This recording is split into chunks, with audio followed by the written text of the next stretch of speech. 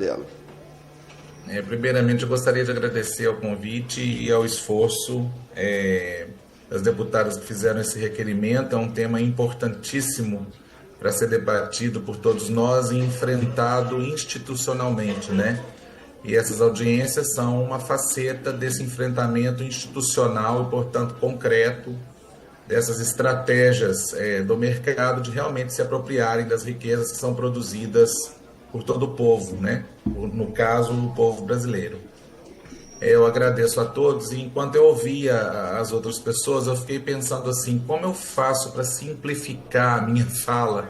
Porque a maior dificuldade que nós temos ao falar desse tema, né, da securitização de créditos, é tornar simples para as pessoas o entendimento. E quando eu digo pessoas, não são somente as pessoas do público em geral, mas inclusive magistrados. Né? Como está registrado no requerimento, eu sou advogado e sou patrono, inclusive, da causa de autores populares, um deles a própria Maria Lúcia Fatorelli, contra o esquema de securitização que causou prejuízos é, estimados, mas grandes prejuízos aos cofres públicos do município de Belo Horizonte. E tenho a oportunidade de me manifestar sobre esse tema em diversas oportunidades e é difícil. Eu queria falar de coisas simples, tá? Então eu vou tentar usar os meus 10 minutos nesse sentido. Primeiramente, uma coisa simples é o seguinte: para que serve o Estado?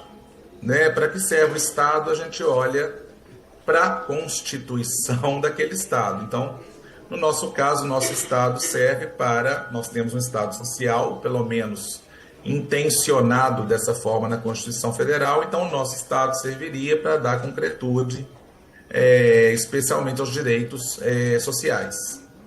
Como o Estado faz isso? Né? O Estado faz isso de forma muito simples: ele arrecada e gasta.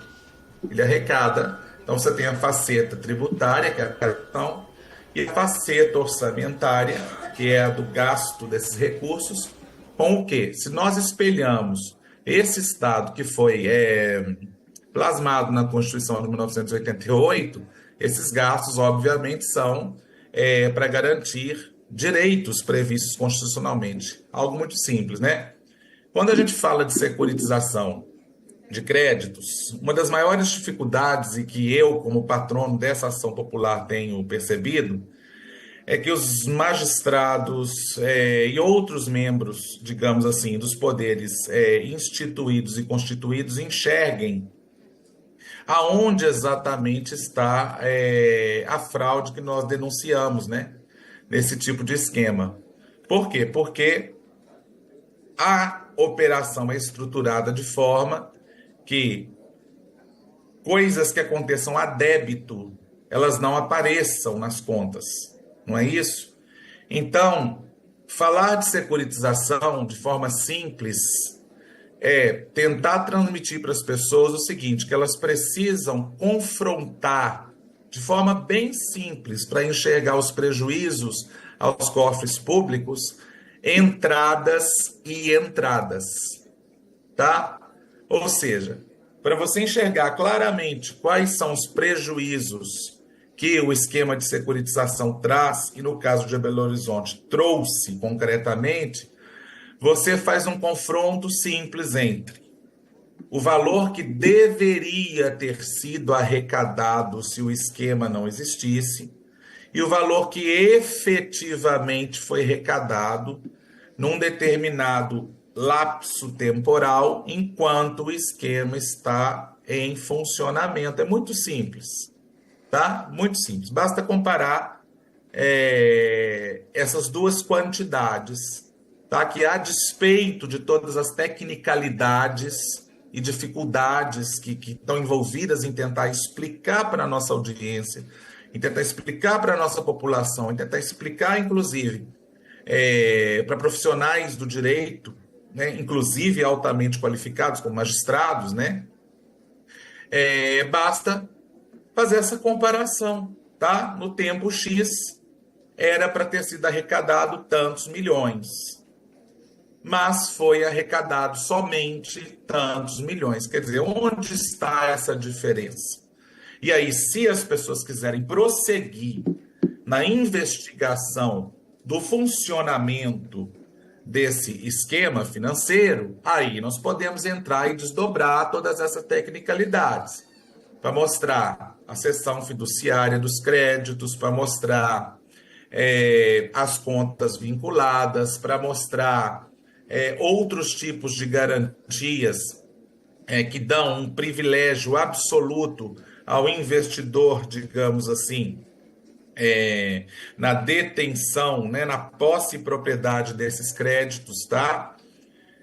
Então, esse é um confronto que eu gostaria de deixar assim para a nossa audiência, especialmente para os parlamentares, simples, tá? A despeito das grandes dificuldades de avaliar essas questões. Basta fazer essa comparação bastante simples para um determinado lapso temporal, quanto deveria ser arrecadado num período e quanto foi arrecadado, considerado o funcionamento do esquema, né? Uma outra questão que também é bastante complicada da gente, e eu vou tentar simplificar ao máximo, como eu simplifiquei isso, é a questão dos direitos creditórios, né? Que é o que está, inclusive, no texto do projeto, né? Os direitos creditórios são nada mais, nada menos, como disse o professor Antônio, como disse a Maria Lúcia, são nada mais, nada menos do que um, uma torção semântica. Por quê? Porque se faz um descolamento indevido e artificial entre créditos e direitos creditórios. Só que o que acontece? Quando você fala em direitos creditórios, você não está falando de fato propriamente dos créditos. Por quê? Porque você está falando, graças a eventos de recomposição de crédito, que inclusive foram citados, você está falando de uma promessa de pagamento que está sendo feita, né, a agentes do mercado financeiro, em geral estruturantes do próprio esquema, que vão se materializar em projetos de lei, tá? Em projetos de lei que levam contribuintes de um determinado tributo ou vinculados por essa relação tributária a um determinado ente tributário, né, ente federado, ao parcelamento de suas dívidas. Por quê? Porque quando nós, esse foi um ponto que nenhum dos dois falou, então eu quis pensar esse ponto, quando nós aprofundamos o estudo sobre a questão de Belo Horizonte, nós nos demos conta, e aí eu vou tentar simplificar, nós nos demos conta que a tese que havia por detrás da pseudo-possibilidade das, entre aspas, securitização de créditos públicos, era a tese de que os acessórios, ou seja, multas e juros, tá? De créditos inadimplidos, eles poderiam ser cedidos ao mercado financeiro na contrapartida, de fato, de uma antecipação de receita feita ao ente tributário, ao ente federado, que cedesse esses acessórios e que o principal, tá, daquele montante, ele continuaria a entrar nos cofres públicos. Ou seja, por detrás desse esquema existe a ideia de que os acessórios, eles são de fato recebíveis com capacidade de serem cedidos. Só que, na medida em que se constrói essa tese dos direitos creditórios, você percebe que se esses acessórios não são suficientes para poder sanar a avidez, né, dos, entre aspas, investidores, pela performance de crédito exigida daquele ente federado, você recompõe créditos com novos créditos surgidos em novos programas de parcelamento, por exemplo, tá?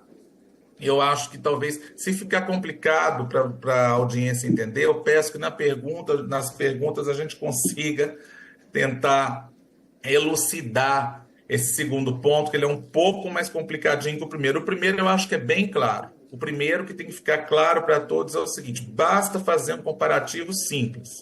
O que entraria nos cofres públicos e, funcionando o esquema, o que entrará. Você faz essa, independentemente da contabilidade pública, você faz esse comparativo e essa diferença é o serviço dessa dívida, é o custo desse empréstimo, né, digamos assim, que de fato é isso, que está sendo pego, né, que está sendo contraído, contratado pelo ente público federado que instituiu esse esquema de securitização. A segunda questão é essa dos direitos creditórios.